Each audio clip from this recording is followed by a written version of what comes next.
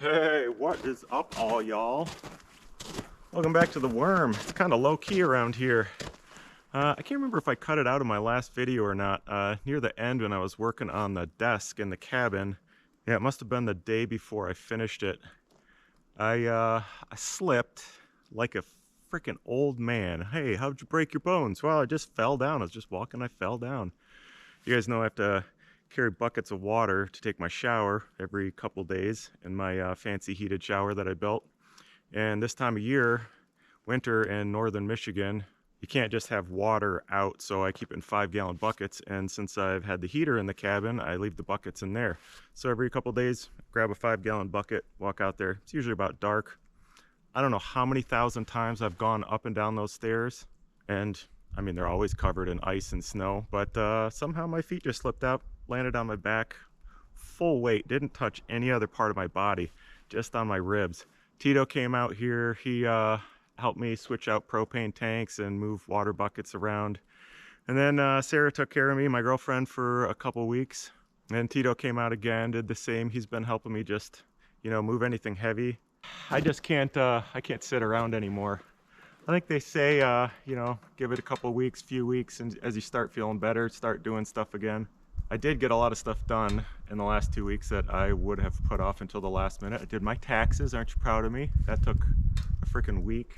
Took my computer apart, replaced batteries, some plugs that were broken in it, all that kind of stuff. But it's been well, here, I'll show you what I've been doing. Luckily, the offending stairs are pretty dry now. It's supposed to be 45 almost today. It's really bizarre. Most of you guys know, how long I've been out here. It's been about 3 years this month. Bought this property in Michigan. My best friend from high school and I decided if I was going to buy it, we should just come out here and see how long it'd be fun just to camp and stay in tents. There was absolutely nothing out here. It's just forest in every direction as far as you could see. So we built the lean-to out of tarps. We learned how to chainsaw mill. Built the decks for the tents just to get up out of the mud, because by springtime, I think it came out here in February, so by springtime it was just mud everywhere. So the decks helped out a lot, and then just slowly been building stuff on. There was never any plan out here to build any of this. I didn't come out here to build a cabin. I didn't come out here to live. It was just kind of day by day. What would be fun to do today? Let's do that. But since there's nobody around, I mean there's really nobody around. You kind of wonder, it's in the back of my head, and tons of people have asked, what happens if you get hurt out here? I don't know. I mean, you just deal with it. If you fall off a ladder or something, you get hurt bad enough. I guess, I don't know, hopefully you got a cell phone in your pocket. You can call somebody to come from God knows how far away. But this place is by design not easy to get to. There's no address here, so you couldn't call an ambulance. You can't drive a car out here. You have to take an ATV. So yeah, I don't know. I guess in a way it's just one of those things you try not to think about, and you try to be, I'm actually reasonably careful with chainsaws and ladders and stuff like that. Of course, it'd be something like this. After all these years of not really having any injuries, eventually something's going to happen. But that's what I kind of like about it too. It'd be safer to be a million other places than here, but that's kind of the allure of it. Cutting trees by yourself, milling it up with a chainsaw to build your own cabin. I really like not having the option of asking somebody else for help. There are tons of times where you go, if somebody could hold the other side of this board, it would save me an hour, and you don't have the option, so you just have to figure out how to do it yourself. It's freaking great. One thing I have been thinking about the last couple of weeks is having this cabin kind of changes everything if you get hurt. And I guess the worst case scenario is like this. It's the middle of the winter, and usually the weather's a lot worse than this. We've had several days that are -2, -4, so 45 degrees isn't bad at all.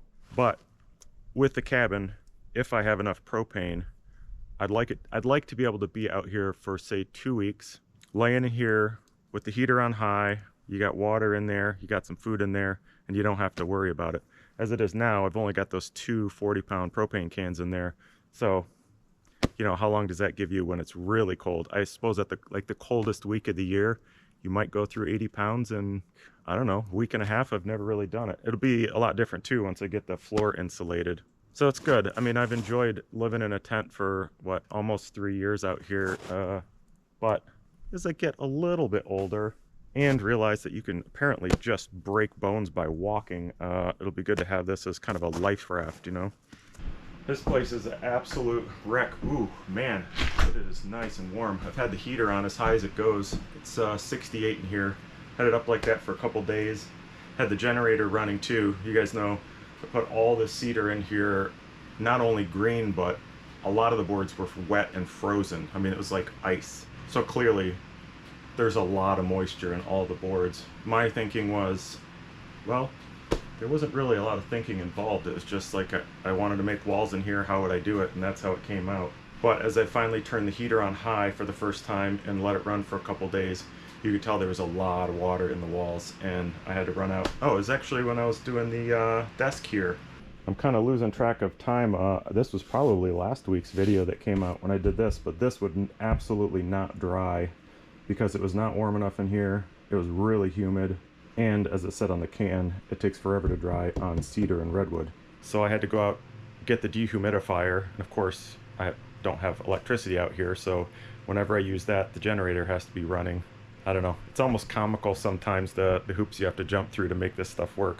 But it's come down 20% in humidity in here, and you can tell, like when it gets cold, the windows don't fog up anymore. It's making a big difference. It's probably taken 3 or 4 gallons of water out of here in the dehumidifier.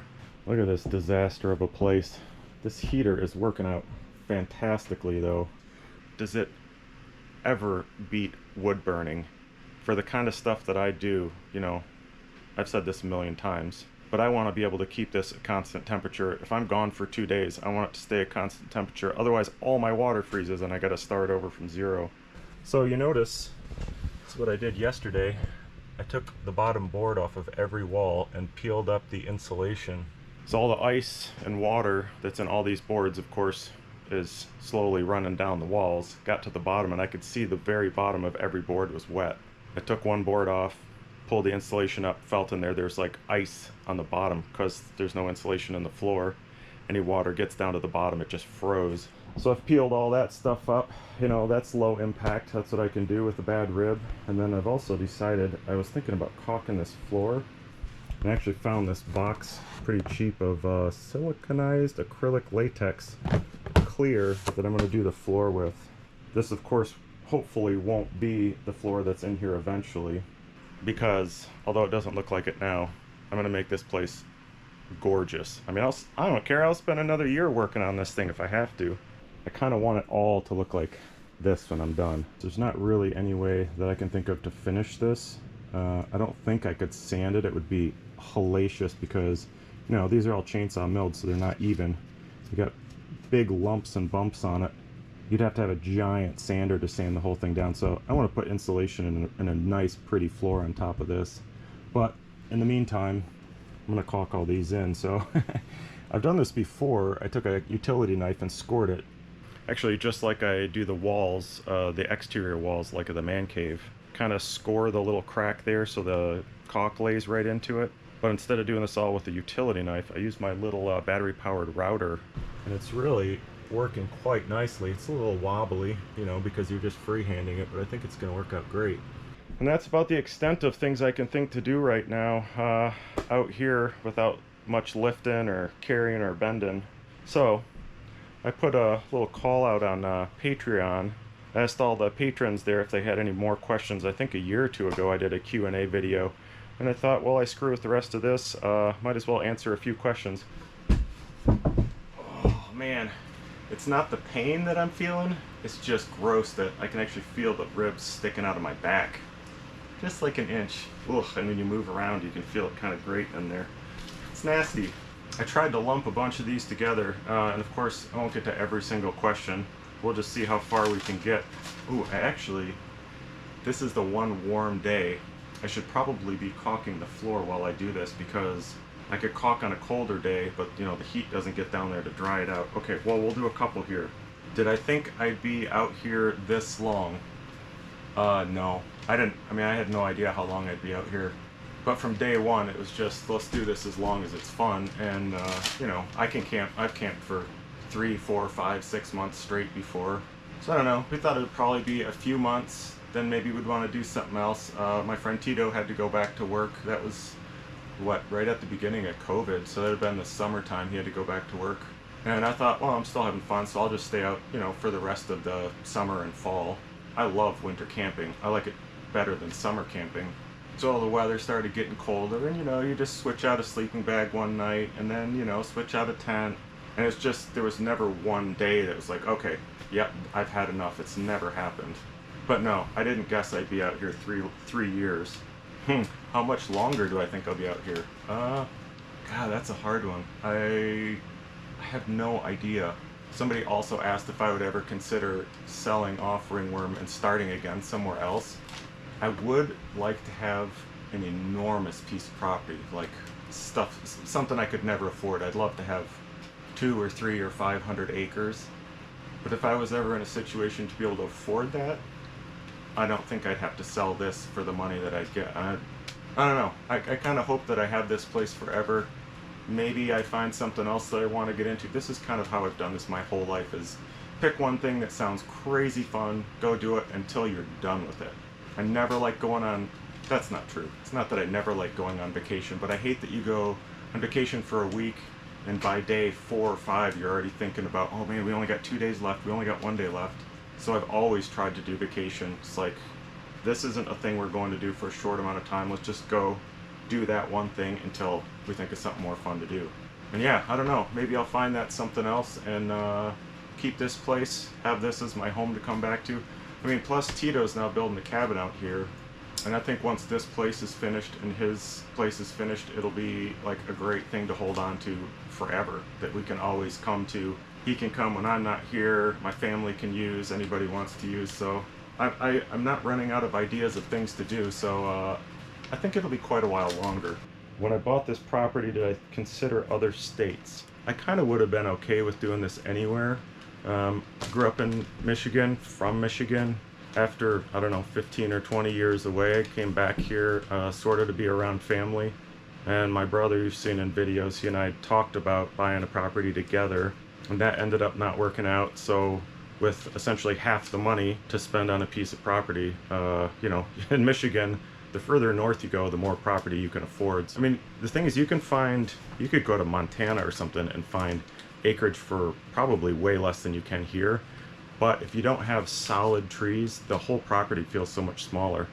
You know, you can go to like the Dakotas and get a square mile and it feels like a lot, because you can see for 50 miles in every direction. Plus, in a place like that, you don't have all the trees to build with. I mean, I think that's a huge portion of why I'm still out here and why I'm still doing this. Is obviously I love building stuff. I like figuring things out. I like getting a harebrained idea and just going after it without any plan of how it's actually going to get done. And being here with a chainsaw mill, you have unlimited building supplies. I mean, even if you did this on a 2-acre property with the right species of trees, you could keep yourself busy for quite a long time. If I were ever able to afford a huge property, it would probably be in the UP. And as stupid as this sounds, I mean, I came out here with a tent and a chainsaw with the idea of just camping for as long as it was fun. And now that I've been here a few years and built all this stuff, I kind of want a huge property that's just for camping.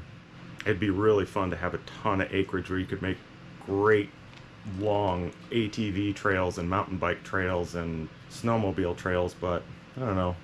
It might happen. I just have to do that rich thing. I'll find some time to do the rich thing later.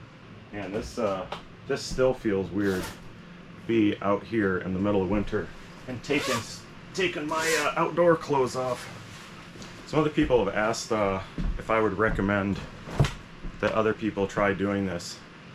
Absolutely yes. I mean, the only question is what this really is, which is, you know, it looks kind of like heading off into the woods to build a homestead, to build a log cabin and live out there, live off the land. And I get why people that haven't watched all my videos kind of get that impression just looking at what's out here. But this is all a product of just going out to the woods and screwing around, doing whatever I think is fun every day. So as far as anybody else doing this, you should definitely do it. I'll put a link to a video I made I don't know, a year or two ago, just about what it actually costs to live like this. It's remarkably cheap unless you're, you know, trying to build a house. But you can check that in the description. Yeah, it's this is reasonable for anybody to do, as long as you realize that, you know, what you're trying to do is just enjoy yourself in the woods. If you like camping, just go out, get a piece of property, go out, set up your tent, stay there as long as you want to. You know, and in time you find out that probably, I wonder how many people would go to do this and would kind of end up in a similar situation after a few years. Because you're only out there for a certain amount of time before you start thinking, it's a little bit of a pain to haul water in every few days or every week. It's kind of gross to be out here this long without taking a shower. Like, how do I remedy that for as little money as possible? I mean, we built that lean-to first thing when Tito and I came out here, and it's just poles, saplings, tied together with a couple of big heavy-duty tarps on it. And that was just to keep our stuff out of the snow when we came out here. You know, where are you going to put a chainsaw? If you're living in a tent and you got a chainsaw and some hand tools, you don't want to leave the chainsaw outside. You build a little lean-to. Then after a month or two, you get sick of being muddy in your tent. You build a platform. I don't know, maybe this is just the way it works for us humans, or for us Americans anyway. It's just a really slow creep towards living like everybody else does. I might just end up, like, in 5 or 10 years, this will just be like a video of somebody living in the average American house. Yeah, maybe I could cut some of the trees down here. I could plant grass, get some shrubbery. Be nice to have some shrubbery. Yeah, then I could find a wife and some kids. It's gonna be great. You stick around, it's gonna be really cool. Oh, got this other really cool question from somebody on Patreon. Sorry, I didn't write down anybody's names, but could you discuss the perils of comfort and solitude versus loneliness? It's such a cool question. I don't know if that was just the person's question that they thought up, or it's because they've watched a bunch of my videos and know how I kind of feel about this already. I do not like to be comfortable. I find being comfortable for long periods depressing, boring, and just completely unstimulating. Like, I don't ever feel like I appreciate the temperature in this room unless I've been out there for a few days. I don't appreciate, well, like having a couple weeks here with a broken rib laying around. I did appreciate it for, you know, 4 or 5 days. But the only reason I did is because for months before that, non-stop, every day, all I do is physical work. I mean, you can't appreciate air conditioning without being hot. You can't appreciate a nice glass of cold water unless you're thirsty. Because, you know, I could have a normal job. I could save up and buy a piece of property with a 200 square foot cabin on it. It'd be great, don't get me wrong. But having a place like this that you built with your own hands with a chainsaw, it's just a different level of satisfaction, because you know, like, what struggle it took to put it together. So yeah, I'm not a big fan of comfort. I always like to shake it up a little bit so I can appreciate, you know, what so many of us have. And solitude versus loneliness, I don't ever get lonely. I mean, I've always kind of liked being alone, doing long trips, like month-long paddling trips, or 3, 4, 5 month hiking trips.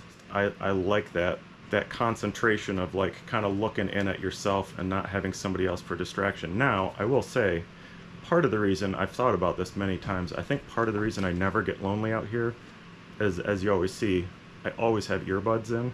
I'm always listening to podcasts that really stimulate my brain, or listening to books.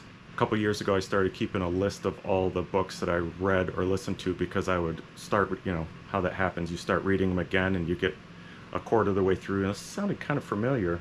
And a lot of times I forget to write down which books I've read or listened to, but I think of the ones I wrote down just last calendar year was like 80 books.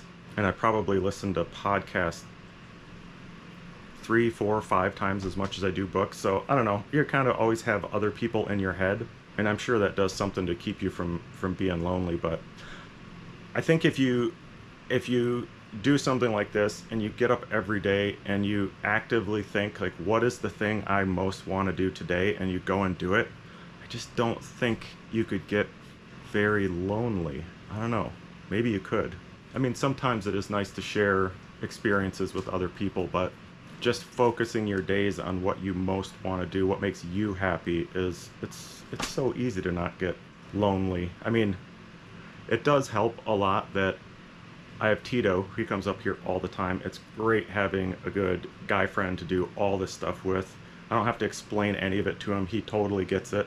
And then, you know, having a girlfriend that also loves this but loves to be on her own, that helps a lot too. It would probably be quite a different experience not having those two people to supplement my alone time. Yeah, I'm sure that makes a difference. Now, what were we trying to do here? Oh yeah, finish routing the floor. You guys, one of you wants to do that? I'll just keep talking. If somebody else will grind, you're not gonna do it. This is what I've been using instead of a knife, is just this little V-shaped plunge bit.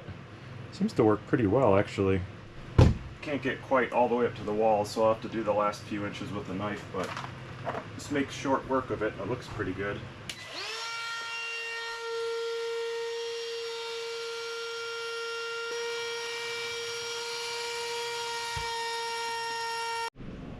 Not too bad, eh?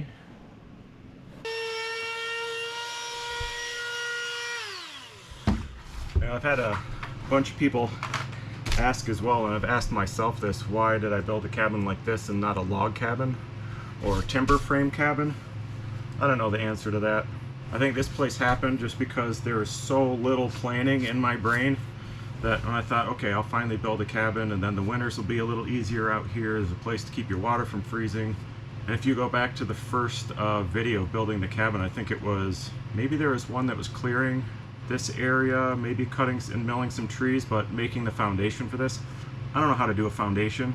I built everything out here up off the ground, just sitting on rounds, because then I don't have to worry about all the animals getting into the bottom of this. If this was sitting on the ground, I can only imagine the raccoons and the squirrels and the mice and stuff that would get into it. So I just think, okay, well, if I want to set it up off the ground, you got to have a concrete pad underneath it so it doesn't sink in. Of course, most of my builds out here I just use stumps, and I'll let that kind of dictate the size and shape of whatever I'm building, but this one's all on, I don't know, 24 by 24 concrete pads that I made with Quickcrete. Once that's done and hardened, then I think, okay, well, how do you make a floor frame? And I build that, and then I think, well, how do you make flooring? And then I figure that out, put it on, and it just never really came to mind to do this out of logs. It would be cool to build a log place out here. I'm sure you can build them with cedar. Most of the cedars out here, they taper quite a bit from the bottom to the top, and I don't know that I'd find, I think this place is like 12 by, I don't know, 16 or 11 by 17 or something like that. You'd have a hard time finding very many 17 plus foot cedar logs that are perfectly straight. Of course, I don't doubt that there's a way to do it. You can use not perfectly straight, or you can piece them together. Just, I don't know, never came to mind. But Ringworm's not over with yet. I may still have to build a log place, a log something. Maybe a sauna. That would be cool. Like a little 6x6 log sauna. Oh, now we're talking.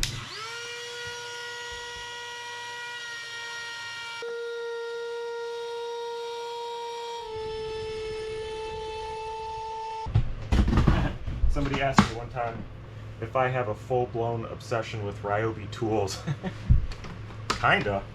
I mean, I like tools. I like stuff that lets you do stuff. I think I got my first set of Ryobi tools when, man, I think I was in college or something. It's a great business plan to sell these small tool combos at a good price, and then for the rest of your life you think, well, if I'm going to get that tool, it's got to match the batteries. I don't know how many of these Ryobi tools I have. It's my goal to own every single one of them. If you know anybody that works for Ryobi, have them get in touch with me. We could do something ridiculous together.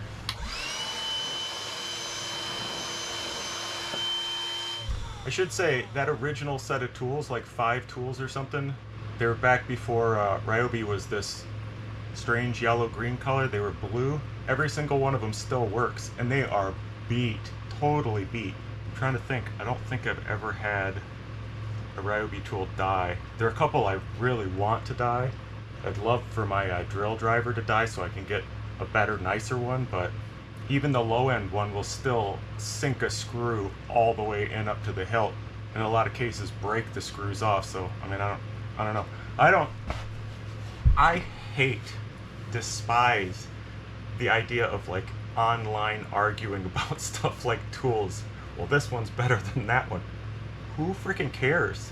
All I really want, I wouldn't buy their stuff if it didn't serve me well, but everything I bought of theirs does exactly what it's supposed to, and if it doesn't break and does what you want it to, I mean, is there a better, more powerful one out there? Probably. You could probably get a drill with 4 times as much torque from a different company, but I mean, if it does exactly what it's designed to do, then I don't know. I don't have a problem with that, and I like the price of their tools too. Somebody also asked if it was possible, you know, you look out here in the woods and you see all these downed trees, if it's possible to build with those, and it is sometimes. I had always used downed trees for any of my building projects before I actually cut new trees, but more often than not, it's the unhealthy trees that are coming down. They'll break off because they're hollow inside, or the roots are rotten, the rest of the trees are rotten, but I always try to use those first. I like physically cutting trees down. I think it's fun to fell trees. You run a chainsaw, limb stuff, buck stuff, but I don't like it doesn't do anything for me to go out and cut perfectly good trees, and I try really not to do that. You guys know, like, of all the pines I've cut, the white pines, the giant ones, the only ones I've cut for framing are because there's something wrong with the tree. In a lot of cases the tops are broken off, or one of the big white pines I used for this, you could look at 2 or 3 of them and you could see this one, the needles were all like a yellow brown, so there's something wrong with the tree, and that's what I cut down. But I'm pretty choosy about about which trees I cut for building projects. I mean, luckily some of the stuff like this cabin, if you want to build a cabin right here, you got to make sure there's nothing that's going to fall and bust it to pieces, so you kind of go around. You know, if there's a big tree here but it's leaning this way, I leave it alone.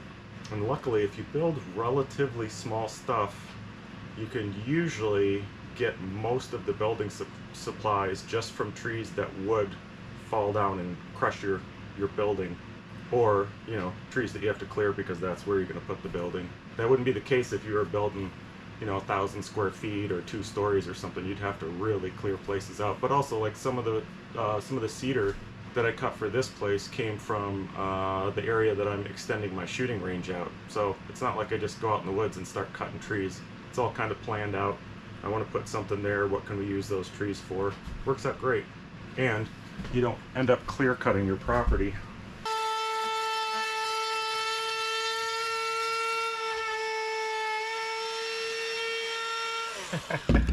Man, that's a bumpy floor. It's hard enough to get a straight line, but then you keep hitting edges and nails and ripples and all sorts of stuff that just, you know, it just gives you character in the floor. Also, gotten tons of questions over the years about my water situation. If you've watched all the videos, you know, it must have been in the first few months, because it was while Tito was still living out here with me. We found a little runoff. It's like swamp, I always call it swamp water runoff. There's like a swamp and then kind of a wide area that the water runs through. Maybe, well, not when it's frozen, but probably not for like 2 or 3 months in the end of the summer, but the rest of the year. I'll put a link to that video too in the description. But I just went through with a shovel and a pickaxe and everything and kind of made a V so it collected all that water and it ran together, and then I just cut out a hole maybe 2 feet deep or something where I could take buckets, scoop them out. And then also we brought out 2 of those 225 gallon totes, you know, that they use for food and bakeries and stuff. They only use them once, so you can buy them. It's just that big cube with a valve on the end of it. So we stacked those up and made a water tower so you could pump the swamp water up into it. And then you could hook a hose up to that, and whenever you needed, you basically had running water.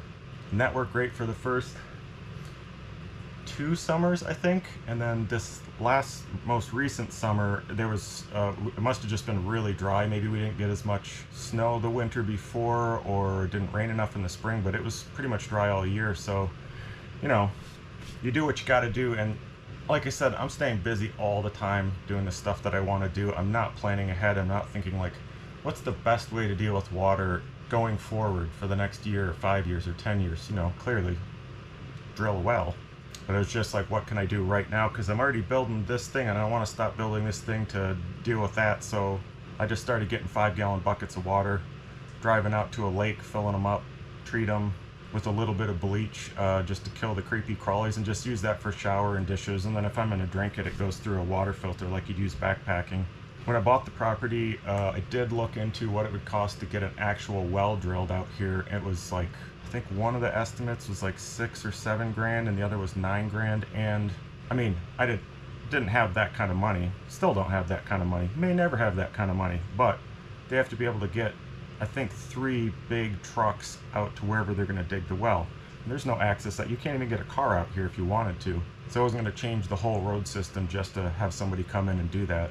And then of course you think, well, why don't you dig your own well? There are a million different ways you can dig your own well. And out here, the ground is rock. It's just, if you walk through the woods, you see just giant boulders sitting on top of the ground. And if you actually look closely through all the plants, it's just rock, rock, rock everywhere. So hand driving the well yourself is just, I don't think it's possible. Maybe it is. I don't know. Haven't gotten around to trying it. Tito and I have talked about trying to do it. Actually, just again for fun, seeing if we could dig a hole deep enough to hit water, which I'm pretty sure we could do that. It would be, man, I'm not real big on digging holes, especially where it's all rock. Well, you saw when I made the foundation for this place, the little pads. I think of the, what were there, 9 pads? 9 or 10? I think I got one of them that I was able to dig down, I don't know, 6-8 inches and 2 by 2 and not hit anything. Everything else I dig down, hit a rock, scoop all the dirt off of it, and then just pour the concrete, and the rock becomes kind of part of the foundation. I'm sure that's a real professional way to do it. That's why I did it that way. But we may try it. We may try digging a well this summer. Part of it too is like I don't mind getting water like I get it. It doesn't bother me at all. I don't spend any time thinking, man, I got to think of a different solution. This is horrible. And that's what I'm doing out here. I'm not, you know, I do everything I can to not let my hours get spent on things that annoy me. You know, this thing bothers me, so I'm going to rip it out and redo it. I don't want to do that. And if you had a family or you were really trying to homestead and you wanted to grow a garden, whatever, I can see why that would be one of the first things you do is figure out how to dig a well. A bunch of people have asked about doing some kind of water catchment off the roofs out here, and I did think about that. However, I only have 2 roofs. Well, at the time, I only had 1 roof as the man cave. That's 100 square feet.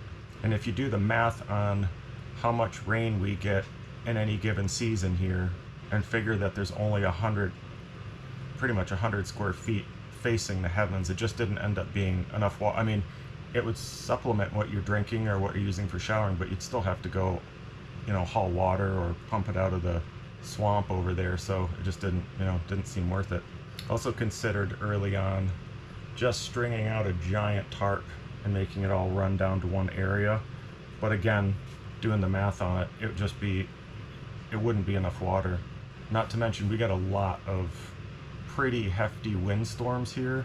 In the right season, it'll be like 1 a week where it's blowing, you know, 30 plus miles an hour, sometimes 40, sometimes 50, and you'd have to just constantly be like taking the tarp down, rigging it back up. You know, plus a lot of the rain you get is when you have the windstorm. So anyway, it's kind of the same reason that I'm still chainsaw milling instead of having a bandsaw mill. I mean, maybe a bandsaw mill is better for certain situations, but I'm not looking for better. I'm just looking for the thing that'll do what I want it to do right now. That's the most fun, which chainsaw milling, when you get good at it, is really fun. And also figure it into that whole equation is money. Like, get what you got to get in order to do the thing you want to do, and do it as cheaply as possible, because anything you buy, in my brain, is something you got to spend time working to make the money to buy it, and then that's just time you can't be using it. Oh man, I was just cleaning up some junk around here. Look what I found. I think I showed this in the previous video, but it's been frozen solid for a month or 2. That right there is a gummy donut. How many ounces is that?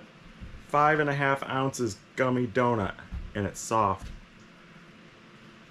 Well, I guess soft is relative. Oh, I can't write it. It's like a dog chew toy or something. Got a tiny piece. Oh, it's lovely. You know what we need? We need a blade. Jeez, oh Pete's. Even that won't cut it. Wow, this is gonna take months to eat. It's really not even chewable. Wonderful. I probably bought this because it was the cheapest clear caulk I could find. 30-minute paint ready. Full cure 2 to 7 days. I bet you I'm gonna have a problem. I'm gonna try to get the bead way down in there so I can still walk on it. You know, those cracks are gonna get full of dirt and everything anyway, so if we get some dirt jammed into the caulk, it'll be just fine. As usual, I'm like, oh man, why am I so hungry? It's 3:30, basically forgot about lunch. Tito came by when he helped me switch out all the gas tanks and stuff, and he said, well, if I'm coming, we better have a fire and cook something. What do you think he chose? Ribs. What an ass, right? But they're good. By the way, I was gonna save this till the end of the video, but another of my favorite questions. What is your favorite food you cook out there that does not involve cheese? What are you saying? We got a cheese problem? Tito's the one with the cheese problem. It took a while, but I've settled into this pretty monotonous diet that I actually really like. You guys know I eat French toast pretty much every morning. But if I ever leave here and go a long ways, I always try to find an Aldi. I love the stuff they sell. And they've got this chocolate chip brioche bread. That makes some amazing French toast. And then Aldi also has these like pre-made meat things. There's like coconut chicken and Hawaiian meat. I don't know, whatever they are. They're like $6 or $7. They're in a shrink wrap thing, so they keep for a really long time. I take one of those. Get those packets of rice that are pre-cooked. You normally just microwave them for like a minute. I just dump one of those in a pan and a thing of the meat in the pan, and with all the different flavors of rice and all the different flavors of meats from Aldi's, you get like a virtually unlimited selection of flavors. So mixing those together makes 2 to 3 lunches. That's pretty good. It's got to be 9 out of 10 dinners out here. I just have a salad, eat that every night, and then I eat either a giant apple or like 2 or even 3 smaller apples, cut them up into pieces, eat them with peanut butter. You'd think you get sick of it, but I don't. For some reason, that's my steady diet, is it's all the foods that I just haven't gotten sick of yet. And the nice thing is, other than, you know, the French toast, it's not that many ingredients, so it's not a lot of stuff to keep around. I mean, you don't really have to do a whole lot of cooking. It's one thing if you like go camping, it's kind of fun to cook outside, but living like this, I mean, I don't cook inside. Actually, if I'm working in here and I gotta eat, except for this one time, I always have to put all my clothes on, go out there, you know, use the stove that's out in the forest under the trees by the fire pit there. I like not cooking.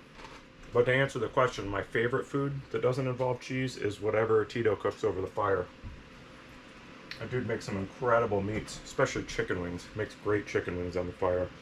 Another question had to do with food.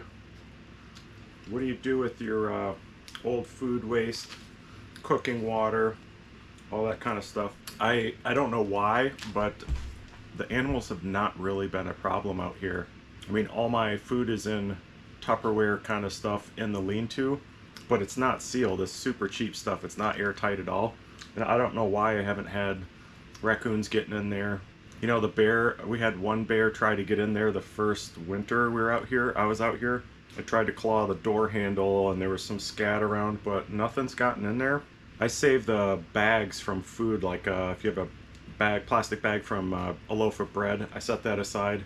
And then if I have anything stinky like this plate that has some rib smell to it, I'll put it inside those plastic bags, tie it up, and then put it in the trash can. The trash can's not like super sealed up or anything either. In fact, I've had, since the first time we saw bear traces out here, I put a trail cam that sits facing the trash can. And the one time I had it up there for a couple months, ran out of batteries, or I forgot to turn it back on. I don't know what it was. I missed it. Some animal got in, knocked the thing over, and didn't get to see what it was. So I'm not crazy careful about that. There's plenty of food smell around here. I just think, my guess is that I stink so much. And then the smells of, like, you know, two-stroke engines and bar oil, all that kind of stuff around here. Maybe it just keeps the animals away. When I do my dishes, I like use a frying pan, like when I make French toast, put a little butter in it, make the French toast. And when I'm done with it, I always take paper towel and I wipe it out completely. Put the paper towel in a separate paper bag inside my trash can.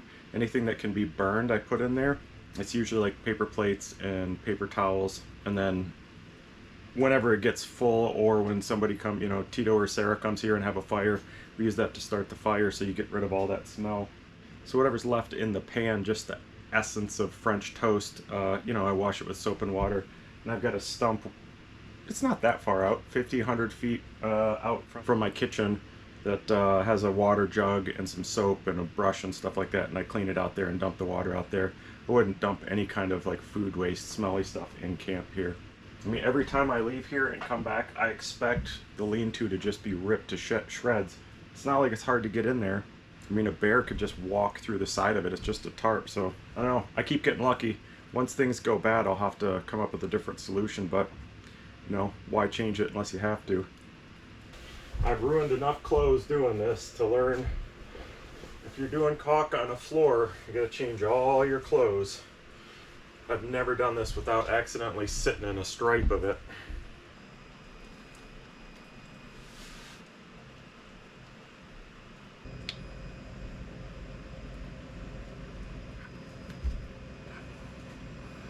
It's a good thing I broke a back rib and not a front rib, or I wouldn't be able to bend over like this. Caulking is so much fun. Why? I mean, this helps. Actually, the only reason this makes it more fun is your arms and forearms and tendons don't get all screwed up. But just doing long stripes of caulking over and over is just so satisfying. Oh, there's another like common question that's easy to answer. If you ever see a question, why don't you do X, or why didn't you do Y? The answer is always either because I didn't think of it, or it just didn't fit in with my fun list for the day. There's plenty of stuff that would have been made a lot more sense to spend my time on if I was trying to accomplish anything, but as you guys can tell, I don't really care so much about the stuff. All I want is the process. And there's tons of stuff that I've built that is, you know, basically garbage. Like, well, like I have to rip the bottom of the wall out here to dry it out. There are definitely better ways to have done it. I didn't do it because it didn't come to mind. But also, I mean, I'm not a builder. I don't know how to do all this stuff. I'm making it up as I go. And if there's actually a building here that somebody would walk up to and go, oh, look at that cabin, they think it's a cabin, it's basically a win. If you think about the hundreds of decisions, little decisions you make in a day, especially building something, and building something you don't really know how to build, if there are only a few things at the end of it, you go, oh, I should have done that differently, why didn't you do that? That should have been done differently. You're doing great. You know, that's 1 out of 1,000 decisions that actually didn't work out. But for me, the whole thing is the process. It's fun to, I don't look a lot of stuff up either when I'm building, like, I don't know, how to frame out a window, because the goal isn't to have a perfectly framed window, it's to try to figure out on my own without looking stuff up how one might frame a window. If it's the process that you're after and not the thing, you do end up surrounded by a lot of weird stuff that doesn't quite make sense. Like the ATV garage, remember, that was actually one of my favorite videos, was the first or second ATV garage. My idea was to see if I could make an ATV garage roof that hung from the trees. That was so freaking fun to build, and like a week or a month later I ended up putting legs on it anyway. But if I was to go back and live that over again, I wouldn't just put the legs on it. It's so fun. It's so fun to see if you can do stuff like that. Oh man, it's 45 yesterday. Tonight is 12 degrees. Tomorrow night I think is 5 or 6 degrees. So when it gets that cold, I gotta keep my batteries charged. Charge them on the warm days. Jack recharging up. And I ran, I've got 3 Ryobi fans. I'm surprised all 3 of them ran all night long. So it's been 15 hours maybe. Let's see. Yeah, it's actually the stuff that was right in front of the fan is like completely dry. It's almost completely clear. And some of it that wasn't is, well, it's completely skimmed over. It's fine. So now we're gonna move all this garbage over just to get the last of the floor there. And it's not gonna dry. I mean, when it gets that cold, this floor is gonna freeze probably in 10 hours or something. That's all right, because I'll do that side and I'll move all that garbage back right on top of it and, you know, just let it go. Easy on the ribs.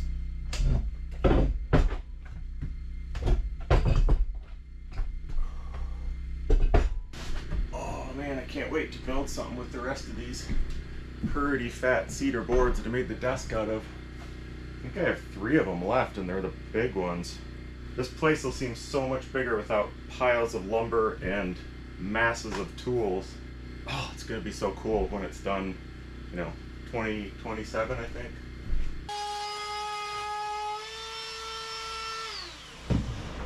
Oh yeah, two more quick questions. One was, did I not have a tractor at some point? Yes, we did have a little tiny 6-wheel drive tractor out here that my dad and I threw in on, just use it to fix up the trails to move gravel, and then sold it off. The other is, what about that dog? I've been saying for a while that I built this cabin so I'd have a comfortable place in the winter to be. I don't know if that was actually the reason I started building this. I think it was because I want to have a dog out here, and if I do, I can't have him in a tent in the winter. It would be a disaster. So yeah, I thought I was getting a dog that was a mix of a Newfie and a Bernese Mountain Dog. I don't think that worked out. Never heard back from the people, so I'm still looking for a Bernese Mountain Dog. Maybe a Mutt Bernese. We'll see. I'll find that out as soon as my rib's better and this place is finished. Ideally, I'd like to get him in a few months so I can train him over the summer. Okay, I think this video is getting a little long. Let's see if we can wrap this up. Plans for future big builds. Oh man, there's so many I'd like to do. I'm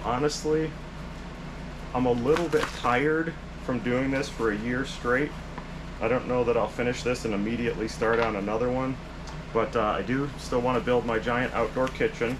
Been talking about that since I think day 1. I would like to build something, do something with the sky deck. You guys probably all saw that. I built it just in the middle of the woods. I topped 4 trees, cut down others, milled them up into huge planks, and built a 15-foot high deck just with nothing around it, no rail or anything. I'm thinking about maybe someday building, I don't know, building something on top of it, like a tiki roof or something. I also really like to put a slide on there, make it all out of wood and use like a plastic sled, like the narrow, long ones, that you could slide all the way down it, maybe into a whole bunch of sawdust. At some point, I will build a badass tree house, like a really cool tree house. It'd be cool in the summer to be able to go up there, I guess I'd have to drag a computer and a battery and everything, but I think it'd be cool to be sitting 30 feet off the ground and editing videos. But there's also a ton of smaller stuff that I want to do. It's funny, I've had many people say, well, you've got to be running out of ideas by now. You've built this, and the other thing. There's no shortage. This can literally go on for the rest of my life. But I would like to take more time to practice and play guitar. There was a time when I was into bow making. I'd like to make some bows out here, like long bows or flat bows, and then make just like my 22 shooting range where you walk through the forest and you have a whole bunch of targets, put hay bales out like a walking range for archery. And then of course I do want to finish the shooting range. I'm still trying to figure out what kind of targets I need. I'd like to make it really long so I can shoot rifles, and then maybe even do some kind of setup for fast draw shooting. Love to learn how to do fast draw, and just speed shooting with like a 9mm. I'd like to get a lot better at that. There's just so much stuff I want to do. Wowzers. High of 43 today. Wind gust of 40. It's weird. It goes calm and then just starts raging. And now they're saying the low tomorrow night is 3. Let's hope we can get that place dried out and the cock cooked in the, I don't know, by the end of the day today. Hey, thanks for watching. Hope this video wasn't too rambly for you. As you know, I'm not really one for planning videos. I just live the way I do and shoot it and share it with you guys. So it always feels weird to start shooting something when I have some idea where it's going. I don't really like it that much. But Tito's coming up this weekend, and we are, I swear, the next video you see, I swear we'll probably be using the new tool. I'm so freaking excited, but with the busted rib, I can't do it, so he's coming up. He'll do the actual work, and I'll film it. It's gonna be a total game changer. I don't know if it's game changer, but it's a huge step up, step over. I can't give it away. Just come back next week and see what happens. It's a lot of horsepower. There you go. See you soon.